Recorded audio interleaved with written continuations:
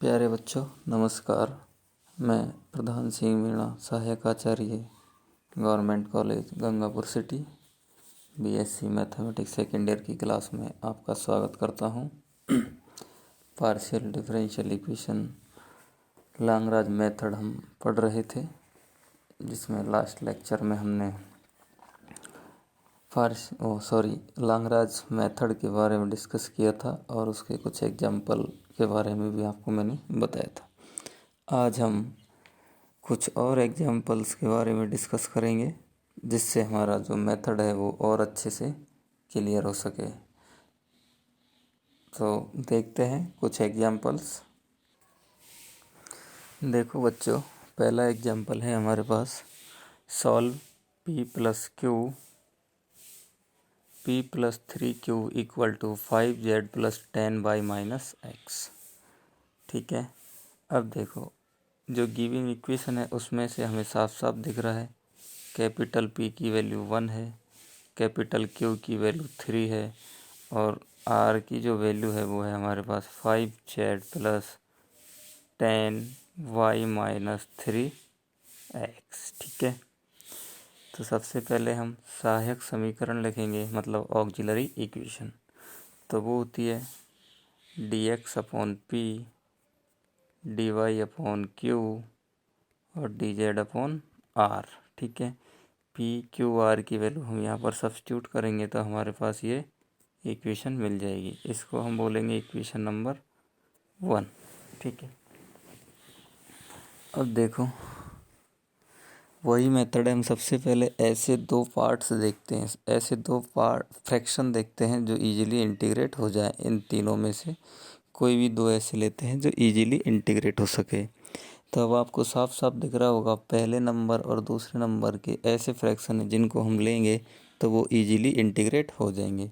तो देखो, प्रथम दो पदों का समाकलन करने पर, यानी कि हम dx/1 और dy/3 को लेंगे, क्रॉस मल्टीप्लाई करेंगे तो 3dx = dy, ये बनेगा हमारे पास। और इसको हम लिख देंगे dy - 3dx = 0। ठीक है। जैसे ही हम इसको लिखेंगे और इंटीग्रेट करेंगे तो हमारे पास आ जाएगा y - 3x = c1। ठीक है। तो देखो, वो यहाँ पर क्या है, y = 3x + c। ठीक है। इसको हम इक्वेशन नंबर 2 बोल देंगे। ठीक है। अब प्रथम तथा तृतीय पद से, अब यहाँ पर ध्यान से देखना, एक फ्रैक्शन हमें आसानी से मिल गया, बट दूसरा अगर हम लें तो वो इजीली हमको नहीं दिखाई देगा। ठीक है। तो देखो, यहाँ पर क्या किया है इन्होंने, पहला और तीसरा पद ले लिया। ठीक है। चलो, dx/1 = दिस। ठीक है। अब dx/1 = dz/5z + 10c। अब ये c कहाँ से आया है, यहाँ से आया है। इक्वेशन नंबर, हमने इसको 2 दिया है तो इक्वेशन नंबर 2 से। ठीक है। ये आ गया हमारे पास। अब इसको हम सॉल्व कर सकते हैं क्योंकि ये हमारा z का फंक्शन है। तो dz/dx - 5z = 10c। ठीक है। अब ये हमारे पास क्या बन गई, देखो, रैखिक समीकरण बन गई। ठीक है ना। और इसको हम आसानी से इसको अब हम सॉल्व कर सकते हैं। ये हमारे पास क्या होगा, इंटीग्रेटिंग फैक्टर, यानी कि हमारे पास एक इक्वेशन होती है dy/dx + py = q। ठीक है। ये हम डिफरेंशियल इक्वेशन में पढ़ेंगे, जिसका सॉल्यूशन होता है y × e⁻p dx = q dx + c। ये हमारा इस इक्वेशन का सॉल्यूशन होगा। तो y की जगह यहाँ पर z है तो हमने z लिख दिया, और e⁻−5z हो जाएगा क्योंकि y की जगह कितना 5z है, = 10c1। ठीक है। 10c1। ठीक है। ये हो गया। तो ये इसका आपके क्या हो गया, सॉल्यूशन हो गया। ठीक है। यानी कि ये हमारे पास हो गया v और ये हमारे पास होगा u। दोनों को अब हम एक साथ लिख देंगे तो अभीष्ट व्यापक हल कितना हो जाएगा, f y - 3x × e⁻−5x 5z + 10y - 3x = 0। ठीक है। अब अगर हम इसको ऐसे नहीं करना चाहते तो देखो बच्चों, इसको हम डायरेक्टली भी कर सकते हैं। ऐसे अगर आप नहीं करना चाहो, आपको नहीं पता कि रैखिक समीकरण क्या होती है, तो हम यहाँ से इसको डायरेक्ट इंटीग्रेट करेंगे इस इक्वेशन को, तो हमारे पास क्या मिलेगा, x equal to log 5z plus 10c1 into 1/5, क्योंकि इस 5z का भी एक बार होगा। ठीक है, तो ये इक्वेशन मिलेगी, इसको हम थोड़ा सा सिंप्लीफाई करेंगे तो हमारे पास यही बन के आ जाएगी 5z प्लस 10y-3x। समझ गए बात को। और एक एग्जांपल देखते हैं, सॉल्व दिस। ठीक है, ये इक्वेशन आपको गिवन है, इसको हम थोड़ा सा सिंप्लीफाई करेंगे तो हमारे पास क्या बनेगा, देखो ये एज इट इज़ रहेगा, ये एज इट इज़ रहेगा, और इस 2xz को इधर लेके जाएंगे तो ये हो जाएगा -2xz। ठीक है, तो p की वैल्यू हमारे पास हो जाएगी y² plus z² minus x²। q की वैल्यू हमारे पास हो जाएगी -2xy, और कैपिटल R की वैल्यू हमारे पास हो जाएगी -2xz। ठीक है, ये हो गया। अब इन तीनों को हम कहाँ पर पुटअप करेंगे, dx upon capital P, dy upon capital Q, dz upon capital R। ठीक है, अब ये हो गया आपके। तो देखो यहाँ पर जैसे ही हम पुटअप करेंगे तो हमारे पास ऑक्सिलरी इक्वेशन क्या बनेगी, ये बनेगी, इसको हमने समीकरण नंबर 1 बोल सकते हैं। अब देखो वही पहले हम सबसे पहले यही देखते हैं कि क्या कोई ऐसे दो फ्रैक्शन मिल रहे हैं जिनको हम इजीली इंटीग्रेट कर सकें। तो देखो लास्ट के दो टर्म्स ऐसे हैं जो इजीली इंटीग्रेट हो जाएंगे, क्योंकि माइनस से माइनस कैंसिल हो जाएगा, 2 से 2 कैंसिल हो जाएगा, x से x कैंसिल हो जाएगा। तो हमारे पास बचेगा लास्ट के 2 टर्म से dy/y इक्वल टू dz/z। इसको इंटीग्रेट करेंगे तो हमारे पास आ जाएगा y इक्वल टू z/c1। इसको हम नंबर 2 बोल दो।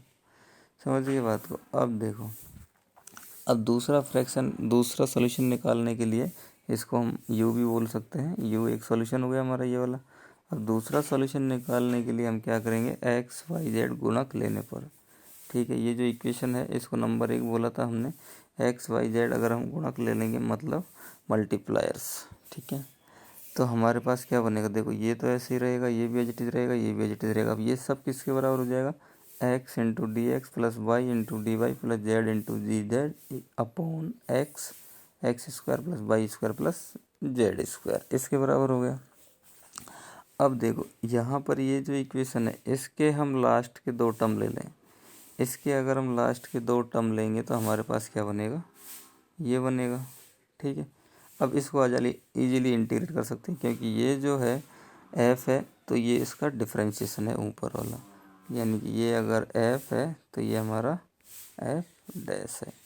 ठीक है, तो जैसे इंटीग्रेट करेंगे तो हमारे पास क्या बनेगा, log z equal to log x² plus y² plus z² plus log c2। ठीक है, एंटी लॉग लेंगे तो हमारे पास क्या बन जाएगा, ये बन के आ जाएगा। तो इसको हमने v बोल दिया, ये हमारे पास u। तो जनरल सॉल्यूशन क्या हो जाएगा, f into this equal to 0।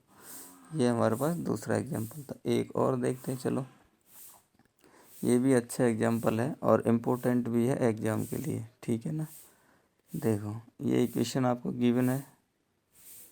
ठीक है, अब हमने इसको क्या किया, थोड़ा सा रीअरेंज कर लिया। तो रीअरेंज किया तो हमारे पास बन गया P X plus Q Y equal to Z minus this. ठीक है, ध्यान से देखना, p की वैल्यू x, q की वैल्यू y और r की वैल्यू ये। तो ऑक्सिलरी इक्वेशन क्या बन जाएगी हमारी, वही बार बार हम लिख रहे हैं, d x upon p, d y upon q और डी जेड अपॉन आर। ठीक है, ये सारी p q r की वैल्यू यहाँ से सब्स्टिट्यूट कर देंगे तो हमारे पास ये इक्वेशन बन जाएगी। ठीक है, ये बन गई। अब देखो हमने क्या किया है, ध्यान से देखना, एक्स वाई जेड ये तो इन्होंने क्या कर दिया, खैर डायरेक्ट कर दिया। अपन देखो जब ऑक्सिलरी इक्वेशन लिखेंगे तो हमारे पास बनेगी d x upon x, d y upon y और d z upon z minus a under root x² plus y² plus z², ये बन गई। अब इस इक्वेशन में हम क्या करेंगे, एक्स वाई जेड मल्टीप्लायर्स लेंगे, एक्स वाई जेड मल्टीप्लायर्स लेंगे तो हमारे पास बनेगा ये वाली इक्वेशन। ठीक है, एक्स वाई जेड मल्टीप्लायर्स लिए तो हमारे पास ये बन गया।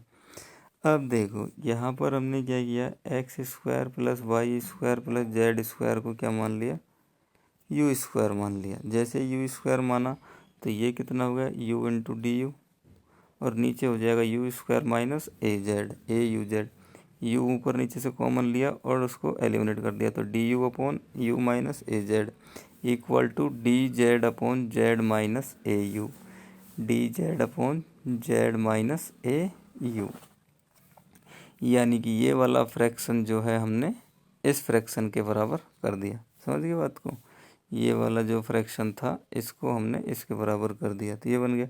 अब इन दोनों को ऐड कर दिया हमने, D u plus d z upon 1 minus you into you plus z. ठीक है ना, ये जो इन्होंने किया ना इसको हम बोलते हैं कंबाइंड मेथड।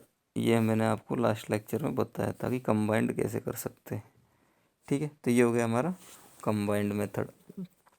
अब देखो, अब ये इक्वेशन ये रही और ये रही। अब हमने क्या किया है, यहाँ से देखो प्रथम दो पदों से, यानी कि ये वाला और ये वाला, ठीक है, इन दोनों से लिया तो एक सॉल्यूशन तो हमें ये मिल गया। ठीक है ना, इसको हमने u बोल दिया। और ये जो पूरी कहानी हमने की है ये सेकंड वाले सॉल्यूशन के लिए की है, हमने पहले ही कर दिया, यहाँ पर हम बाद में भी कर सकते थे। तो ये वाला सॉल्यूशन तो हमें डायरेक्टली मिल गया प्रथम दो पदों से, बट ये सेकंड सॉल्यूशन हमें निकालने के लिए ये पूरी कहानी हमने की है। तो इसके लिए देखो क्या किया, एक के प्रथम व अंतिम पदों से, ठीक है ना, यानी कि ये वाला और ये वाला, ठीक है, ये वाला टर्म ले लिया तो ये बन गया। अब ध्यान से देखना, इसको इंटीग्रेट कर सकते हैं हम आसानी से, डी एक्स अपॉन एक्स